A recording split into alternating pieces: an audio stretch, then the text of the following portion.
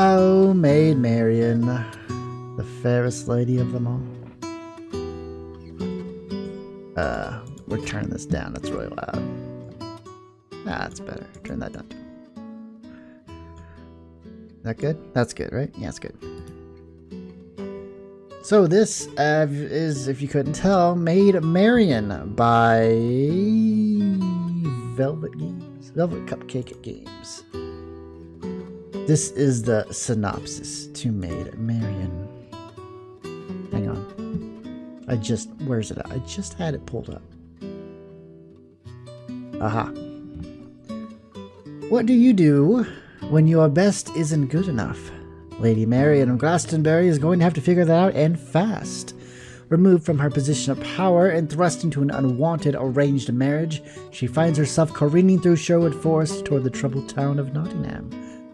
Released from the confines of her previous life, who will Marion become? A freedom fighter? A knight-at-arms? A reluctant spy? Will she help create peace in Nottingham? Or hasten the coming confrontation between the strict sheriff and the rebel Robin Hood?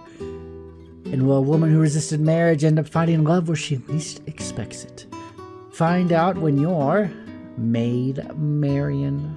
The whole story was just for that joke. Okay, that's probably not true, but I'll pretend that it is. It's on Kickstarter. Not yet, though. The demo just came out today, so it's not out yet. Links in the description below. You can play the game, follow Twitter. If you enjoy the game, you can, wait when they come live, you can follow them on Twitter. You'll get all that lovely information.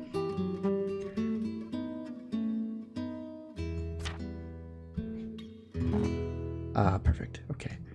Welcome to the demo for Maid Marion. Oh, hang on. Let me give you Chicks if it has controller support. Does it have controller support? It does. The demo takes place after the game's prologue, in which you meet Lady Marion and learn about. Okay, so it skips ahead a little bit. The land of Avalon has recently emerged from a 5-year-long war against an invasion by its neighboring country, Nibiru, which is also a rogue planet, apparently. From was it Nibiru? Was that the rogue planet thing I heard about? I think there was like a big conspiracy about it. A reclusive, closed-off kingdom on the continent to the east of Avalon, known as the Twilight Kingdom. Its people are semi-nocturnal and practice a celestially based form of ancestor worship. Celestially? Is that a word? Maybe. It might be. It might be a word. Probably. Alright. Okay. During that time, Marion ran her father's lands, his holding, while he was at the front as an advisor to King Richard. I'm sorry for the popping. I'm so sorry. I turned down my audio. It's really loud. Feels loud to me. Let's try that. It might be a little better. Okay. So, King Richard. We all know King Richard, right? He's the king. Current reigning monarch of Avalon, hero of the Niberian War. He disappeared on his way home from the war and is presumed imprisoned or dead. See, I love the Robin Hood story. It's had many adaptations throughout the years, many movies, books, yada yada. My favorite adaptation is Robin Hood Men in Tights. It's a parody, but it's really good, and it's so freaking quotable. I'm telling you, it's a great movie. Traditionally, Avalon lords are responsible for ruling their larger territories, while their ladies run the households. A full-time job in itself, of course. Marion has been doing both jobs since she was 15. Oh my goodness. Intelligent, responsible, and hardworking, Marion ran the holding well in all areas but diplomacy. She even learned to wield a sword and rather enjoyed it. She was looking forward to a chance at travel and adventure when her father finally returned. Alas, that was not to be.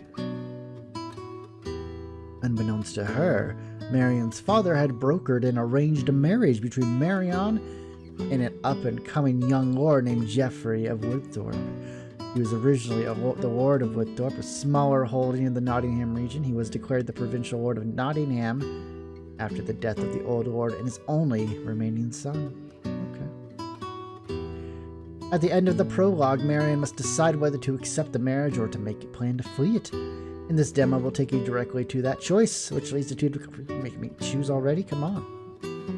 So you get two routes. So it's kind of nice. It splits like that. You can marry Geoffrey and accept you know, that life, or, you know, you can rebel against all that and just flee and be a rebel.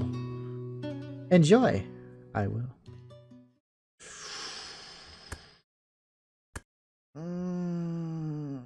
I don't know what to pick. Set my fate and agree to the marriage. Fight my fate and escape. And I feel like a lot of people would pick this one if they played. So let's do this. Let's go the road less traveled, probably, right?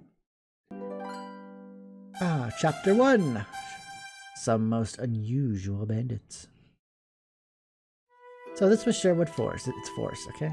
It's Forest of Sherwood.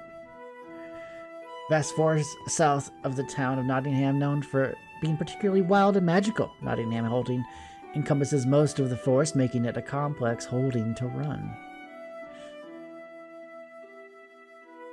Just don't slaughter a boar in it. They don't like that. I gazed out the window of my carriage, watching the sea of green roll by. Sherwood appeared far more lush than our local forest in Glastonbury. Huge, broad-leaved trees were coated in emerald moss, anchored by an explosion of verdant ground cover. Verdant means green, by the way. The green upon green seemed to stretch on forever. Here and there I saw particularly unusual, magically enhanced plants that stood testament to this massive woodland being a seat of power for the Fae. Magical beings occupy a spiritual space connected to Avalon. They require Avalon's wilderness for life energy. Only magically sensitive humans can see them unless they blunder physically into Avalon. Intelligent Fae, with the exception of the cat Cede, are loath to do this as it leaves them vulnerable. Interesting. Also, Spyro the dragon was also in Avalon, so, you know, we just add him to that list. I tried to distract myself from my dark thoughts by imagining the Fae cavorting beneath the forest boughs. Despite being quite unable to see them myself, I wasn't normally prone to flights of fancy, but... Oh, shadows! A concept that embodies half of Avalon's religious philosophy, associated with the private sphere rebellion against law, sexuality, and magic. This is a otome game, obviously. I don't think there's going to be any adult content in it, by the way, so I think we're okay. I cursed softly. Nervously, I wiped my hands down the skirt of my velvet dress, green as the woods outside. This was really happening. I'd been trussed up in my country noble best and shipped off to marry a man I had never met. Can you imagine how awful that would be? Like arranged marriages in real life? I mean, it happens all the time.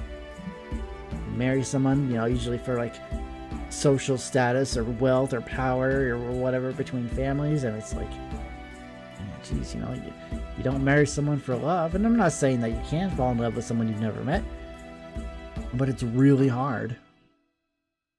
Still, I'd made the decision to abide by my father's wishes, and I was going to stick with it. Probably. Give it a year. You know, good year. What would I do if Lord Jeff of Wood... Is this the same thing? Yeah, okay. It just says the same thing. What would I do if he had a mean streak? Or worse, what if he was violent? You know, you never know. It's awful. I gazed down at my traveling boots, in which I'd managed to conceal a small dagger. It was no doubt insufficient against a man with a lifetime of combat training and an entire troop of guards. But you know what? It was better than nothing, and it was all I had. So, you know. My father would never have allowed me to bring my sword. My troubled thoughts were interrupted as I heard a yell and was thrown backward into my seat.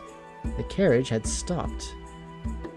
Theo pulled up his horse next to my window with a stern look on. Okay, I'm assuming the demo note is that Theo's sprite is not done. Yeah, they'll have full sprites. We're making some of them available to Kickstarter backers who would like to help customize them. Oh, that's interesting. Okay. So who's Theo? Marion's most trusted guard, who came into our employ a year ago after fleeing family trouble in Nottingham. He has always supported Marion, even sparring with her to help improve her swordsmanship. Fallen tree across the road. Probably nothing. Lock up tight, just in case. I will do so. I nodded and pulled the wooden shutters down over the windows, locking them securely. The doors were already locked, but I tested them anyway, just to be safe. Surely it couldn't be a bandit trap. The Sherwood Fae were supposed to be quite powerful. They would never let a band of ruffians go around chopping down trees in their woods. Oh, a loud thump on the carriage roof. I gasped. Shouts and muffled sounds of battle all around me. Oh my god. perhaps the Fae weren't as powerful as I had originally thought, or the bandits had found a dead tree to tip. I gritted my teeth as the carriage shook under the weight of the Rooflander's apparent scuffle with our driver. I started thinking of the best way to negotiate over the dowry chests that lay beneath my seat. Honestly, I don't mind handing over all of it, but I'd be rotted before I allowed them to take me for ransom. After one last mighty shake, the carriage stilled. I heard a quick clanging sound and the door opposite my seat swung open. Okay, you're not Theo. The tall and nattily dressed stranger, Shinjati by the looks of him, stood on the other side. Had he picked the lock to the door that fast? Sanjati, a civilization of city-states ruled by wealthy merchant prince families, located on the continent south of Avalon, known as the Sunlands. Sanjata is dominated by a monotheistic religion and is the most technologically advanced society in the world. So, you know, they got like cover cars or something. There will be a CG. Okay, here. Okay. Good to know. I like these notes. You know, it shows you. Okay, well, this is what we got. This is what's gonna come. So yeah, it's good. Good news. Oops.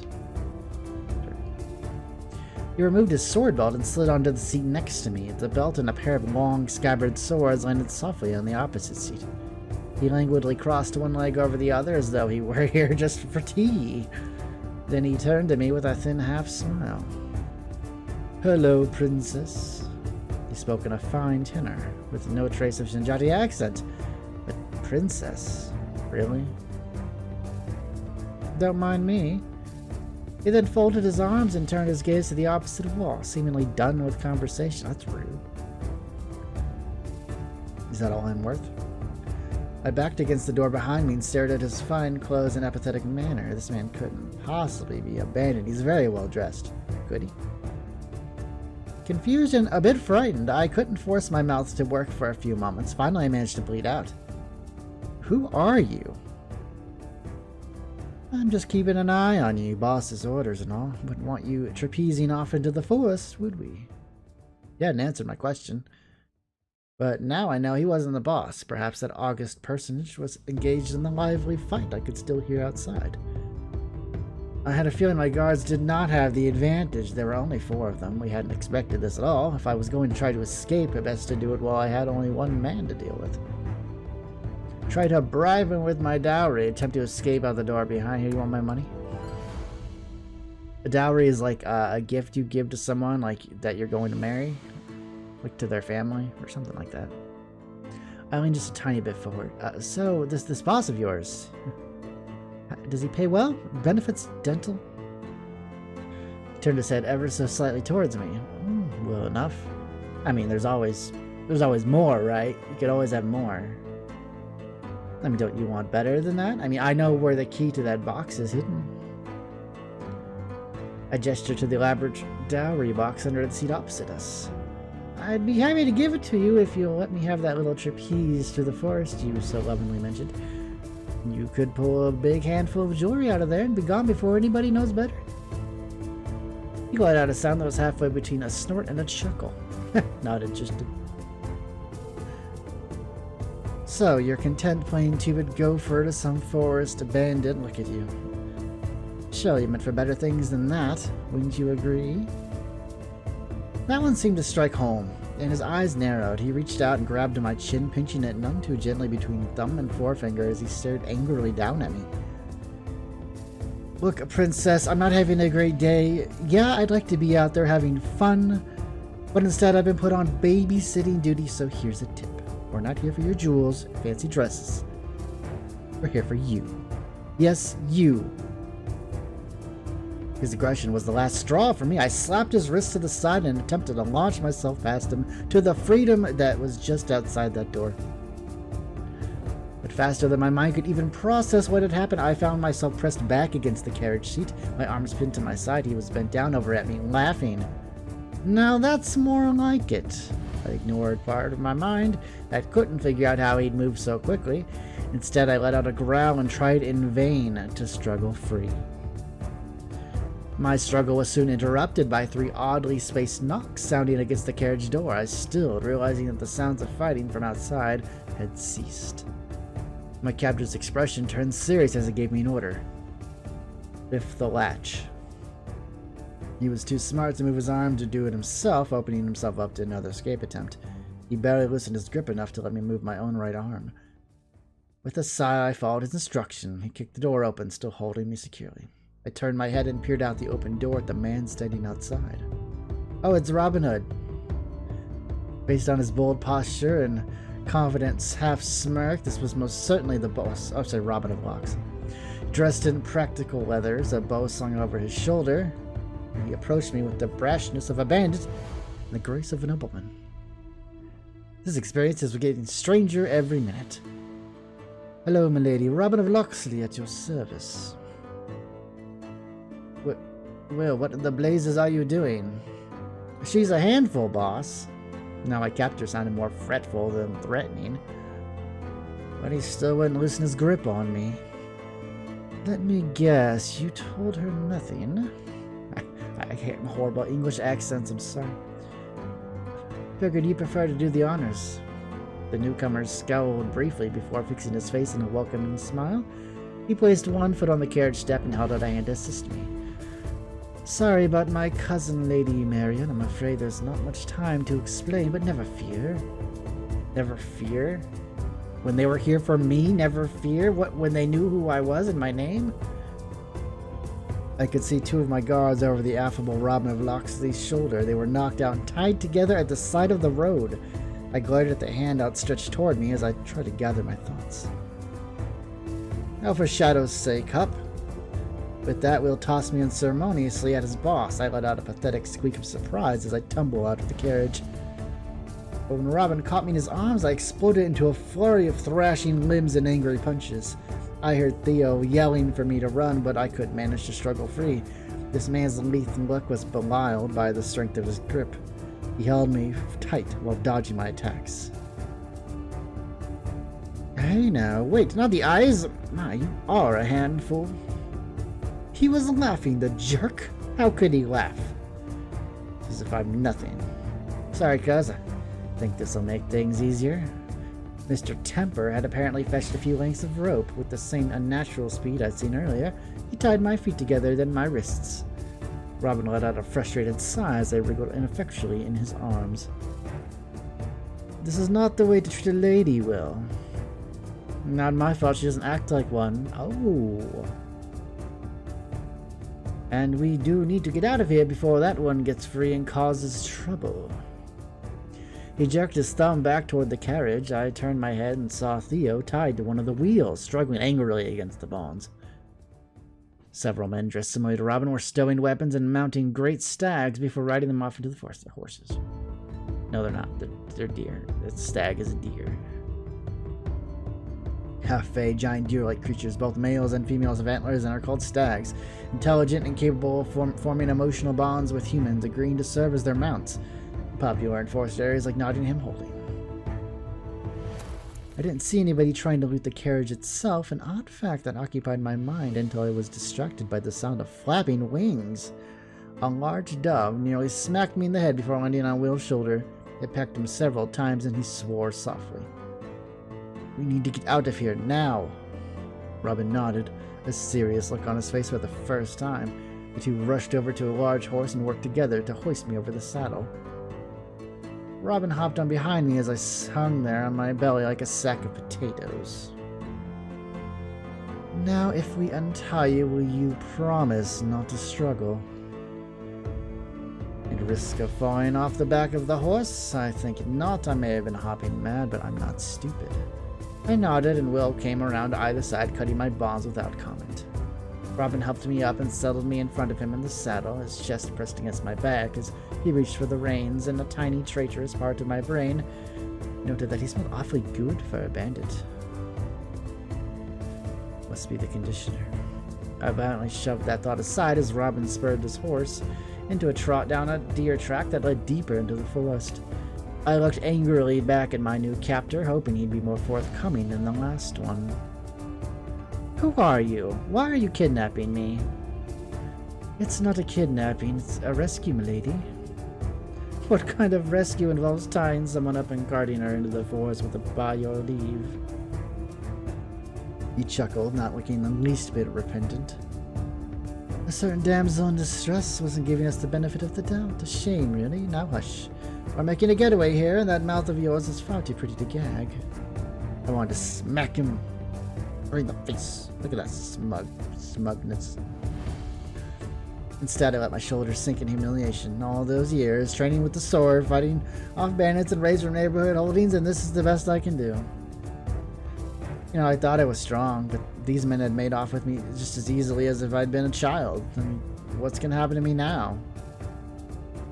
We rode in silence through the endless green enchantment of Sherwood Forest. Occasionally, Will would pull up beside us on his great stag, communicating with Robin via hand signals. Eventually, we slowed a bit, and I saw a new green stag trot up behind us. Riding it was one of the largest men I'd ever seen. He was definitely Sanjati, though dressed similarly to Robin rather than in the colorful garments of most of his merchant countrymen wore. Robin smiled and hailed him softly. "What's the news?" "All clear." The large man nodded genially to me and pulled up beside us as both of our mounts slowed to a walk. "Hello, Lady Marion. I'm Little John, Robin's second. It's good to meet you." Unlike Will, he had a noticeable accent. I couldn't help but think it pleasant, hearing those round vowels in his deep voice. I found myself smiling back at him briefly before checking myself and schooling my features back into a frown. "Hello, John. You seem like a reasonable fellow. Would you mind asking this barbarian here—" "Yeah, I said it." "To take me back to my carriage?" Both John and Robin chuckled at that, though something about John's manner told me there was no mockery in his laughter. "Never fear. We're almost there. Then we can have a nice talk, no?" "Of course, that was my plan all along." I did not want to have a nice talk. I wanted to get away from the oddest bandits in Avalon, and not much later I saw my possible salvation appear on the horizon, a bridge across a river. If I could keep Robin from holding me on the horse, I could jump into the river and swim to freedom. I mean, now was the perfect time to grab my boot dagger. I reached one arm down as subtly as I could, pretending I needed to scratch an itch. "Looking for your dagger, my lady? I'm afraid I already have it. I do like a good boot dagger, though." Don't know. CG, okay. When had that happened? Probably when they'd be hoisting me onto the horse. Rot this man, rot him, I say. I turned my head back to him and retorted angrily without thinking.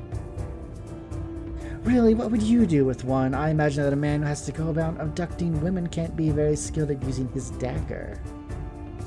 Oops. Still, his face merely twitched for a second before he moved in close to my ear and murmured, "Care to test that theory? Just say the word and I'd be happy to give you a demonstration."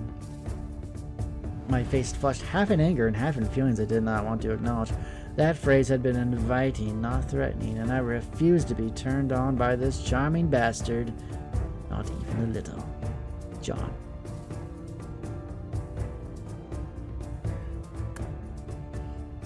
Clever retort. Our girl's clever. "Oh, certainly, I'll test that theory. Just bring me your 5 angriest former lovers. I'm sure they'd be happy to tell me all about it." Robin's aggravating smirk opened up into a genuine laugh. "Oh, I do think I'm going to like you very much, Lady Marion." "Not if I could help it." I kept one eye on the approaching bridge. The river looked suitably deep. Good. It was time to improvise. Well, perhaps I could be persuaded not to find you entirely appalling. I smiled slightly at him and reached for his hand, keeping eye contact as I brought it toward my lips. He looked rather pleased by this development. Almost there. Thank goodness his feet were the ones in the stirrups. 3, 2, 1. I kissed the back of his hand and immediately bit down hard on the skin between his thumb and forefinger. He yelped and yanked his hand back by instinct. I swung my left leg over the saddle and launched myself off the horse into the river. We were free. Oh, I had not the opportunity to dive in gracefully, and I was hit with the dual shock of the cold, rushing water and the pain of my poor angle of entry. For one terrifying second, my body refused to move. Through sheer force of will, I got my arms working and managed to get my head above water. I then tried to turn my thrashing arms into an actual swimming stroke. That's when I realized the critical flaw in my escape plan. I can't swim. I'm kidding. But we were wearing a well-made velvet dress, which obviously, if you've ever dealt with velvet, it gets very heavy when it gets wet. It was all I could do keep from going under as the river's swift current dragged me along. I managed to kick off my boots, but there was no way for me to get out of the dress and stay afloat at the same time. My arms began to tire, and I started to panic. That's probably why I didn't notice a large figure directly in front of me. I collided with the solid chest and was swept into the arms of the large man called John. No! Not after everything. Damn it. He cradled me in his arms like a child. I was too distraught to notice that he was taking such good care of me. Rot great stacks for being swifter than a rushing river. Rot this man for being so tall that he could simply stand in the river and wait for me to come to him. Urgh, as he plodded inexorably towards the shore. I punched, I kicked, and even tried to bite. It was like fighting a stone. Finally, as we emerged and our wet bodies splashed water along the shoreline, I collapsed. It was just all too much. You know, I didn't know who these men were or what they wanted me for. I just knew that all my strength and intelligence, there was no match for them. My exhaustion, fear, anger, and humiliation poured out of me in raking sobs. John stopped and sat us down at the base of a large tree. He let me cry myself out in patient silence, patting my soaked back. So it was probably a CG area. Later, I would notice that he'd even removed my jewelry for me as it had been tangled in my wet hair. Oh, that'd be a nightmare. Eventually, I lifted my head, unsure if there were still tears streaming down my face or if it was just water falling from my hair. They were a bit rough with you now. I'm so sorry. They mean well. We don't wish to harm you. I gave a long, shuddering sigh. Why? What do you want with me? We heard you were coming, and we thought that you probably don't know the truth about the man you're meant to marry, Lord Woodthorpe. Ah, the sheriff, they call him, the sheriff of Nottingham. An insulting name given to Lord Geoffrey, implying that he's not so much a lord as he's just a trumped-up common or lawman. We wanted to tell you what he's like, and to help you get away if you wanted. Oh. Then why in all the shadows had they not simply just told me that in the first place? I took a deep breath to avoid screaming that question at this kind man. He had rescued me from drowning, and then he'd taken the time to care for me, and at least partially answer my questions. So he's not all bad. Will you come with me? I won't leave you alone in the forest, but I promise that you will not be kept against your will once we tell you what you need to know. Well, he seemed like my best hope in the situation. I really didn't have much choice, but I decided to trust him. For now. I nodded. With a gentle smile, he stood and helped me to my feet as well. He then took a look down at me and removed his sodden cloak. It's wet, but you might want to, well... I looked down at myself. The neck of my dress had stretched considerably, and my breasts were almost entirely exposed. Oh no. I accepted the cloak with as much regality as I could. Wrapping the large garment around myself, it fell down past my knees. I should probably carry you. Here. He kneeled down and held his arms so that I could walk into them willingly this time. We can walk on our own. We don't need him. We're not a baby. He's not. He didn't like that. He looked at me with concern written in his face. You want to walk like that? I realized that I kicked my boots off. Oh yeah, I forgot we didn't have boots. Where's Dora? I was currently barefoot. But I made a bold proclamation and I didn't want to back down from it. Yeah, I know, I can't. No, we already said we were going to walk. I'll manage. I'm used to run barefoot all around Glastonbury as a child. John grimaced and told me to stay put for a moment. He walked over to his waiting greatstag and took a knife and a blanket out of his pack. He cut several long strips from a blanket and motioned for me to sit down on a nearby rock. I did so, trying not to wince as very small pebbles poked at the bottoms of my feet. John took each of my feet in his hands, dried them off with the remaining blanket, and wrapped wide strips around my feet. He tied them up with the narrow strips until I had two extremely makeshift shoes. No better than nothing, I was pretty sure, but I thanked him and we started walking side by side along the bank. He spoke up after a few moments. I'm sorry about my brother. He can be difficult, but he's a good kid underneath. Your brother? Oh, well, you don't look. A half-brother, technically, but a true brother to me. He sighed heavily.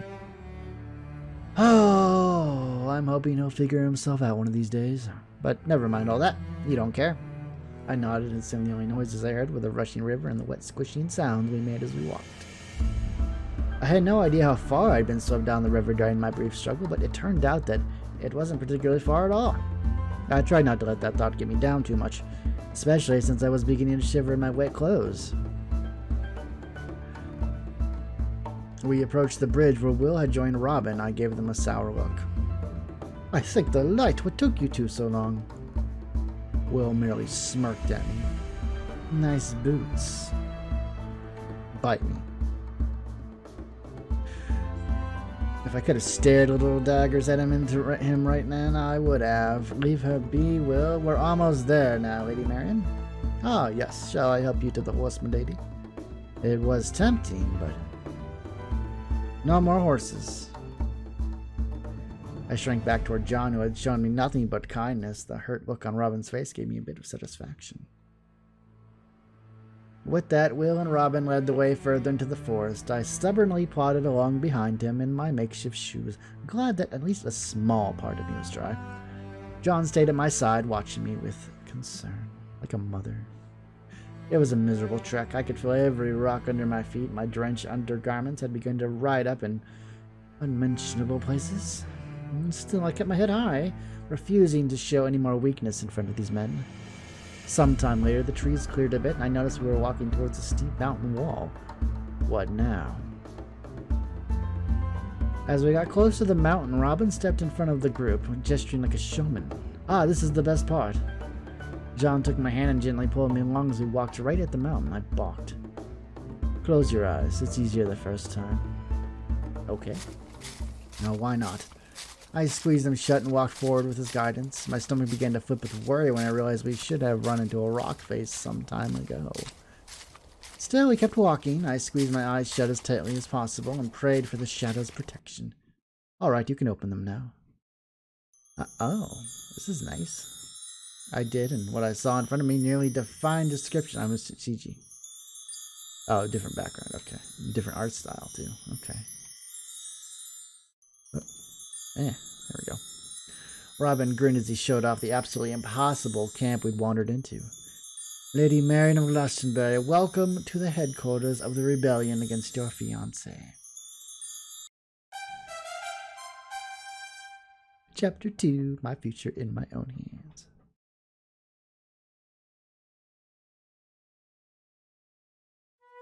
It was like nothing I'd ever seen before. If I thought that Sherwood was an enchanted place, this valley practically glowed with the magic of the Fae.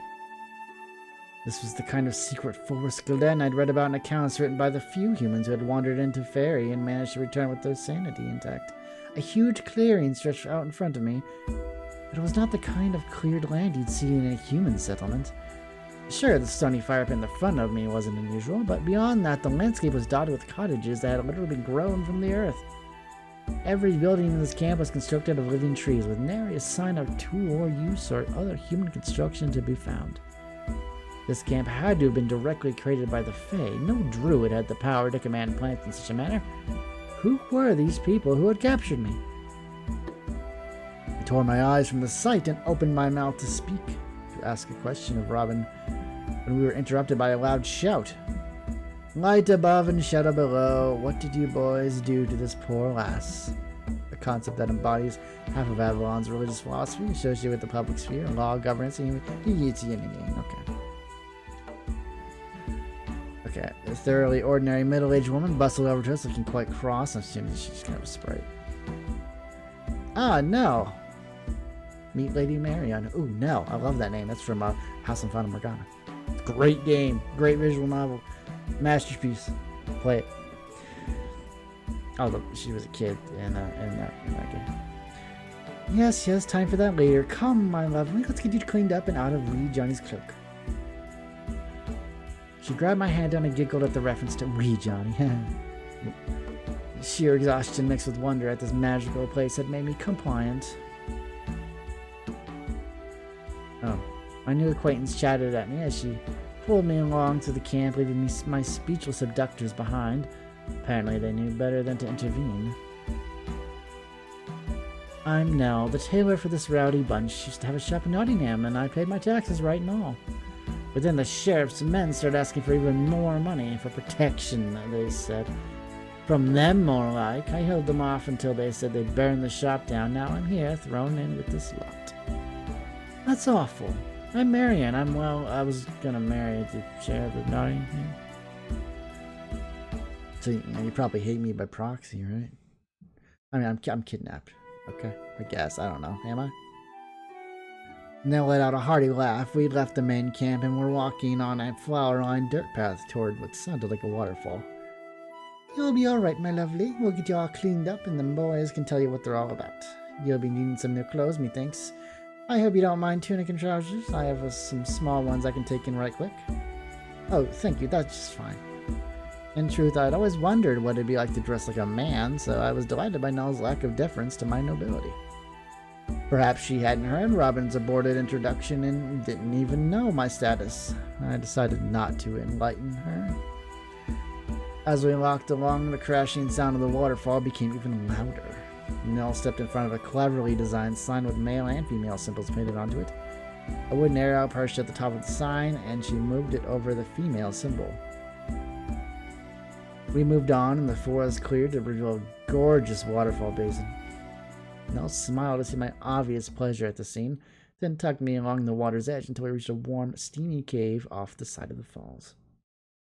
Ooh, this is nice. The walls were lined with glowing fairy worms, and I caught a whiff of rotten eggs in the air. Okay, so that's not that nice. We passed into a large cavern, and the steamy pools I saw there made me exclaim in delight. Hot springs! I'd never seen a hot spring before. They were a bit smelly, but their warmth beckoned to my shivering, weary body. If I ever saw a lass who needed a hot spring, it's you. Will you stay put for old Nell for a while? Gladly. I was done running. I didn't know if it was possible to find a way out of this magical valley on my own, and my energy was thoroughly spent. Besides, I was far too curious about this fey-touched place to want to leave it just yet. Nell pulled a tape from her apron pockets and did some quick measurements. She then left, and I stripped and soaked away my stressful day. A pile of towels had been helpfully left by the springs, along with the veritable banquet of herbal medicines and poultices. Thanks to druid magic, Avalon produces the best herbal medicines in the world. Herbal medicine is used for everything from healing cuts to birth control. My goodness. My poor abused feet were beginning to blister, so I rummaged through the poultices and found a mustelwort wrap. That would fix them right up, along with a nice soak. Sometime later, Nell returned to find me stretched out asleep on a towel, luxuriantly naked. And I don't know why naked has a thing on it, but let's find out. Avalons, have a strong culture of bodily shame, and nudity during same-sex bathing or within families is not unusual. I mean, isn't nudity common in hot springs? Obviously same-sex nudity, but I don't know.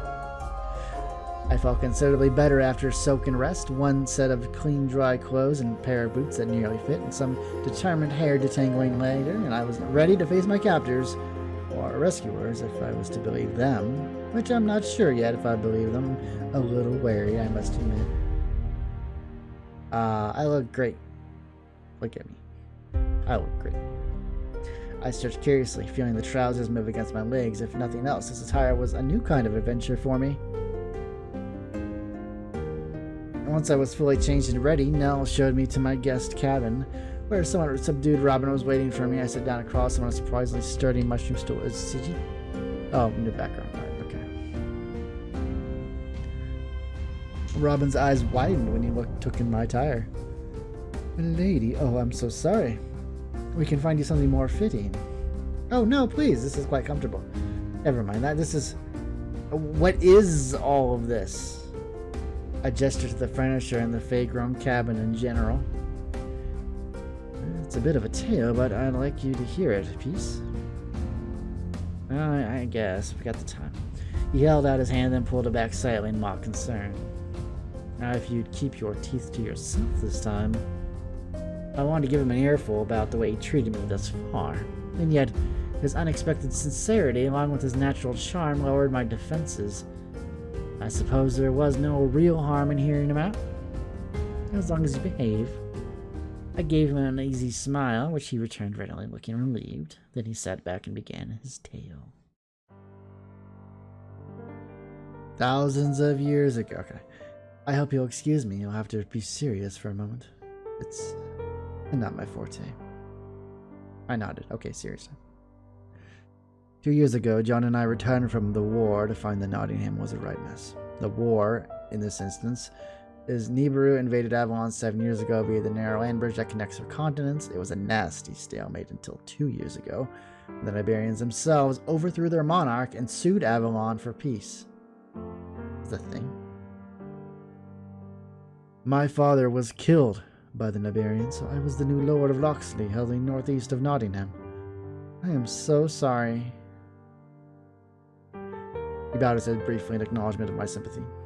So yes, you know about Prince John and his taxes. Currently Prince Regent of Avalon, ruling in his missing brother's stead. He has greatly raised taxes in order to pay off Avalon's war debt to St. Johnson. You know about Prince John and his taxes, and I know we have debts to pay and all, but here in Nottingham and the holdings nearby, it hasn't been fair at all. I'm afraid my fellow nobles have been pushing all the burden onto the crafters and merchants, even onto farmers and other serfs. They're hurting while we feast in our manors. Despicable. Those bastards. Indeed. And so a year ago there was rebellion planned in Nottingham. The old Lord Nottingham was awful, just awful. A vain, greedy tyrant. I know, I should have looked at my own holding. That was never my family's way. The family that rules Locksley Holding has long been considered eccentric, with close ties to the emerging middle class of crafters in their holding. Lord Dunstan of Locksley married a woman from an equally eccentric family. The two raised Robin with rather liberal views for the time. I helped fund the rebellion, gave them places to meet, decided I helped them fight, though I didn't want to take Nottingham for myself. It might have worked too, but someone betrayed them. Betrayed me too. The rebels were gathered in Sherwood, and I was about to join them to march on Nottingham, but before I could, Lord Geoffrey of Woodthorpe showed up at my door with an arrest warrant for sedition. It was signed by Prince John himself. Lord Geoffrey, the man I was supposed to marry. Things were starting to come together now. I learned later that Lord Nottingham and his guard had ambushed the rebellion of the edge of Sherwood Forest. His face twisted into a look of grief and regret. It was a bloodbath. If only I had been there, maybe I could have. He shook his head. But I wasn't there, you see. The only good thing to come of it was that Nottingham and his son were killed, leaving no heirs. Prince John and his personal army rode into Nottingham as fast as they could, declared martial law, destroyed the guilds, even those that had refused to take part in the rebellion. Then he installed Geoffrey of Woodthorpe as the provisional lord of Nottingham. Folk called Geoffrey the sheriff, since he seems more lawman than lord. As for me, my dear cousins John and Will sought to free me from my prison. They met an ex-druid called Tuck, who helped them break me out on the condition that we assist him with some sort of mysterious quest he's on. He claims to be working on behalf of the Rose King and the Wolf Queen. The Fey Lords of Sherwood, that's impossible. Particularly powerful great Fays serve as something close to leaders of the Fey in an area. Humans give them royal titles that seem befitting to their station. The Fey Lords of Sherwood are a wildling called the Wolf Queen and the greenling called the Rose King. Ever since the signing of the pact, the Fae have never recruited humans to do their bidding, an agreement that was made between Avalon's humans and the Fae during King Arthur's reign. To this day, it governs the exchange of life force and magical power between Fae and druids. It also governs Avalon's land use, resource extraction, and even the fertility of Avalon's people. Really? That's weird. Okay. And yet you believe your eyes, do you not? He gestured around the impossible cabin and the impossible camp. It was true. I had no better explanation. I'd like to speak with this Tuck. That's because you haven't met him yet. Anyhow, this camp was prepared for us. Tuck uses his considerable powers to assist our cause, and in return, we shelter him, feed him, and we don't ask too many questions. We all have our own problems. Things didn't get better in Nottingham after the sheriff took over. They got worse. Geoffrey's guards is thoroughly corrupt. I'm sure Nell told you her story. Lesser Avalon noblemen are called knights. They own small pieces of property, but do not govern holdings. The least wealthy and powerful knights often work in the ward's guard. Wards call up their holdings knights in times of conflict or war, as few commoners possess martial skills. I nodded. She's not alone. A good half of the folk here are crafters or merchants who were turned out their homes by the guard, and many of the rest faced worse. Indentured servitude if they're caught holding money back, or they simply can't afford to pay their taxes in the first place. I don't know, deeply in shock, but that's practically slavery. We know what slavery is. We don't need to look at it. Indeed, the conditions worsen every day in Nottingham's poor district. With hardly anyone hiring labor anymore, that's where we come in. How are you acting on all that from here? Well, I won't lie, it's been rough for us. Geoffrey has the soldiers, the weapons, the money, and the power. But we have one thing he'll never be able to take from us, our freedom. A ridiculous amount of optimism? The power of public opinion. He paused for effect. Pause for drama. He's like, yeah, okay. Pause. It noted that the skepticism written across my face, putting on a particularly charming smile. He leaned in like a bard telling a children's tale. What do the people long for most when times are tough? Proper food and shelter? Oh, of course, they need more than that. The need of a hero is to give them hope, a powerful man who is on their side. They say heroes come from the light, right? But what happens when those in the light are venal and wicked? That's when your hero has to come from the shadows, an outlaw hero. What do? Sneak into Nottingham and give inspiring speeches? Only on Thursdays. We protect them from the sheriff's goons. We rescue those who have been indentured, and best of all, we steal from the rich and give to the poor. You're philanthropic bandits? Exactly! And let me tell you, the sheriff is infuriated by us, no doubt because we're stealing from him all the time. More folk are joining our cause every single day, and hopefully we'll soon have enough for a real rebellion. You know, I have to admit, his enthusiasm and strength of will were infectious. Even I wasn't entirely sure whether he was a genius or just crazy. But that aside, Lady Marion, we have a spy in the sheriff's manor, and what she told us about you, we knew we had to rescue you from a future with that man. And now that I've met you, well, you're brave, you're intelligent, and you're very beautiful. He doesn't deserve a woman like you. So what would you bid me do now that I'm your prisoner instead? I may have said that more pointedly than necessary, but the way they'd rescued me still stung. Now that you heard the truth about Lord Geoffrey, you're free to leave at any time. We'll help you return to your father if you'd like. I assume he'll agree to break your engagement to a man who cannot even protect his own rose from bandits. I don't know about that. Yeah, probably right. You may even keep your engagement, not that I'd recommend it, of course. There's a price to be paid if that's your choice. We'll have you to ransom you to him dearly. He gave me a challenging look, and one that I returned with equal heat. Let me think on it. Very well. He rose and stretched. You may stay with us in this cabin as long as you wish. Dinner will be served shortly. I believe the lads have a small welcome celebration planned for you. Indeed. Let's see what the entertainment the bandits of Sherwood can provide. I took Robin's proffered arm, and he escorted me back to the center of the camp for a rustic but well-prepared meal. He introduced me to the group, who applauded me before going back to their business. Robin was a perfectly charming conversation partner. I was feeling quite relaxed by the time the sun was dipping below the horizon, and the rebels began pulling out instruments and clearing space in the middle of the camp. A young man trotted over to Robin and whispered something in his ear. He nodded and placed a hand on my shoulder. I'll be back soon, my lady. I was left alone, sitting on the edge of the growing festivities.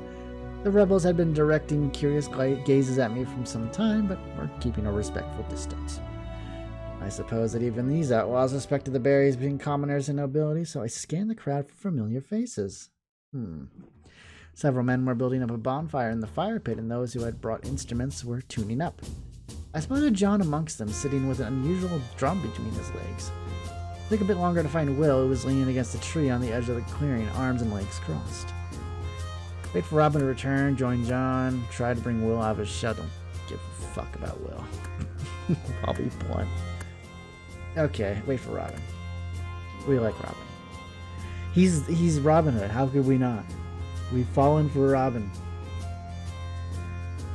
I decided to stay put and wait for Robin to return. Now that we'd spent some time together, I had to admit that his familiar noble mannerisms were starting to win me over. The musicians began to play and folk began dancing around the bonfire. It was a far more chaotic, merry event than the balls that I was used to. It was more like the peasant festivals I'd occasionally get a glimpse of while touring Glastonbury. The musicians nimbly wove group and couple danced together, and the largely male gathering danced without a care for the gender imbalance. I found it rather refreshing. It wasn't long before Robin returned and held out a gallant hand to me. "Care to dance, my lady?" "Sure." I took his hand and he swung me out into the crowd. He was, of course, an excellent leader, and I soon found that the unfamiliar steps were simply more rudimentary, sped-up forms of the dances I already knew. I found myself smiling openly for the first time since my father returned home. "You have a beautiful smile. Be careful, or I might not want to let you go after all." It may have been a light teasing compliment, but his natural half smirk added just enough sensuality to make my stomach do a funny little flip. I was starting to see how this man could capture the popular imagination. I mean, especially the female population. I imagined that indulging him too much would be bad for the heart. Well, one night of indulgence wouldn't hurt. Robin seems disinclined to let me go, and you know what? Honestly, I don't mind. Somehow I'd acquired energy to spare despite my long, difficult day. We danced together until the fire was low and the musicians had become overly lubricated and started to sound a bit sloppy. Robin gave me a final spin as the celebrations wound down, then fetched a couple of lanterns. He handed me one and I looked curiously at the glowing blue lights within. Are those will-o'-the-wisps? Don't they cause burn? They do, indeed. How did you cage them? Oh, they're simple creatures. They obey the will of their queen. My head spun at the implications. Cottages grown from the earth, living furniture, tame half-faced spirits. Just what had happened to Sherwood's Fae that caused them to cooperate with the motley crew of humans like this? It was a question I'd have to save for another time. I shook the cobwebs out of my head and followed Robin as he led me back to my borrowed cabin. I had enough to think about tonight. We paused before the cabin door. I await your decision, Lady Marion. I only pray I've convinced you to stay far away from Woodthorpe. Well, you've certainly put forth an impassioned argument, and I have to say I'm not at all fond of your indentured servitude. Treating one's people with such a heavy hand reeks of desperation. Spoken like a woman with a true noble heart. He took my free hand like a gentleman, but the gaze he shot me through half-lowered lids as he kissed it was anything but gentlemanly. I revised my early observation. This man could be very bad for the heart. Good night, Loxley. I used his last name with formal emphasis, but he merely gave me an amused smirk in return. He knew he'd gotten to me, the bastard. Inside my cabin, I popped the lantern down on the wood burl table and collapsed into the bed. There were nightclothes in my size sitting on the end of the bed. That must have been what Nell was doing during the party. I wondered what that expected exchange was for favors done by a person who wasn't one's vassal. Never faced such transaction before. Work done neither out of obligation or for currency. Some people just like to do things, you know, or build things. Not because they can sell it or because they have to, but because they just enjoy the craft. That question would have to wait for the morning. I shrugged out of my day clothes and entered the night ones, then buried myself beneath the blankets. I stared at the blue light across the way. How exactly do I douse a magic lantern? Do I say, go out? I spoke to myself with the floating orbs blinked softly, then went out. Well, no, that was that then. Easy. Sleep claimed me in an instant. I was awakened by the birdsong and the mottled light beaming through my window. It took me a few moments to get oriented, as my mind ran over where I was and how I'd come to be here. Right then. It's time to get to it. What exactly was I going to do now? I was in good position to negotiate for my own freedom with my father. If Robin of Locksley was as good as his word, I suspected he was, I'd have assistance of shelter while I extricated myself from my engagement. On the other hand, who was to say that my father wouldn't simply begin looking for another nobleman upon whom to pawn me off? and was becoming a good lady of the whole, truly what I wanted out of life. Just months ago, it was the only future I could have seen, but now my eyes are open to another. But today, I was starting to get an idea, a crazy, dangerous idea that would turn my entire life upside down. Felt like a new door was opening to me if only I were brave and reckless enough to walk through it. You know, I always thought of myself as an eminently sensible person. Was it time to throw away that identity? Build my life anew. Yes. You know what? This is exciting. We're gonna join the Bandit Rebellion. True, Robin and his friends might have been a bit barmy, but I had own goals in mind. If this rebellion succeeded, I'd have personally assisted Nottingham's new leaders. And that was an excellent position to be in. We'll be part of the New World Order. Besides, I didn't have to stick around if things looked like they were going south, and in the meantime, I had a place from which I could figure out what I wanted for my future, safe from my father's intervention. For now. Oh, who's that guy? That guy's new. Is he new? He's new, right? Mind made up, I strode confidently out of my cabin and spotted Robin and his lieutenant sitting around a stone table some distance away. I like that second guy now. Robin got competition. I don't know his name. They looked up at me as I approached, but I took my time, taking a seat and smiling pleasantly at him. Them, sorry. Oh my goodness. His eyes, I'm lost in his eyes. I learned from better experience that the first step to being taken seriously was to act as though my inclusion was a matter of course. Robin and John looked at me with cheerful expectation. Will appeared uninterested, idly carving a block of wood with a small sharp knife. Whatever. But the final face of the table was one that drew my attention. This new man looked more like a bandit than anyone I'd met the day before. His rusty red hair was artfully disheveled, as was his dark-hued outfit. He had several days' beard growth and several obvious scars on his face. Still, there was a rugged handsomeness about him that drew the eye. He set down the wine goblet that he'd been idly swirling to put out his hand. Leighton Tuck. You're Tuck! Oh, I've heard so much about you. He said simply, taking my hand and shaking it firmly instead of kissing it. That's a little disappointing. I raised my eyebrows and heard Robin chuckle. As well-mannered as always. Pray forgive him, my lady. He doesn't have the proper respect for any of his betters. If I ever meet my betters in Oxley, I'll be sure to summon some respect. Oh, burn. Will-o'-the-wisp.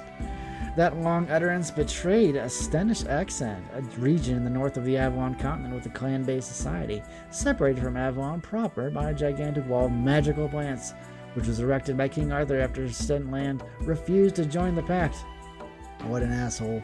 The magical old ways are still practiced there. Just build a wall. You don't want to join us, whatever. Interesting, it wasn't often that somebody made it to this side of the wall. Robin's mysterious druid was becoming more and more of a puzzle. Yes, anyhow, Lady Marion, you look like you have something to say. Yes. I've decided on my next course of action. I took a breath. I'd like to join your rebellion. The hush, that guy's really happy. That guy's really happy. A hush fell around the table. Robin looked cautiously pleased, and Leighton appeared thoughtful or scheming. It's hard to tell. John seemed concerned. We don't care about Will. After a beat, Robin broke the silence. He's a jerk. Well, now this is unexpected news, but welcome news all the same. We'll be sure to take very good care of you, Lady Marion. Wait, are you too serious? What can she possibly contribute? She's a lady. She doesn't have a trade. She doesn't have... I cut him off with a cross. Look, that was the moment I've been waiting for. I may have failed to show my worth on the road yesterday, but now things are going to be different. They are under my control. I'd be happy to show you what I can do. Would someone kindly fetch me a sword? Any sword will do. This is the end. Well, there you go. An hour exactly, almost. Oh my goodness. So yeah, it's the demo of Lady Marion. You can check it out right now. In the links below. You pick the other choice. The choice I didn't pick. Changes everything, I'm sure. But yeah, I hope you enjoyed it. I love this. I can't wait for more. I'm waiting with bated breath on the Kickstarter to come out. If you follow me on Twitter, I repost a lot of that stuff. I tweet out a lot of that stuff. So there's keep you in the know on what's going on in the VM world for the most part. Anyway, I don't get everything, obviously, Well, yeah, with that said, hope you enjoyed it. If you liked the video, make sure to like the video and subscribe for more visual novel content. Have a good day, everybody, and as always, take care.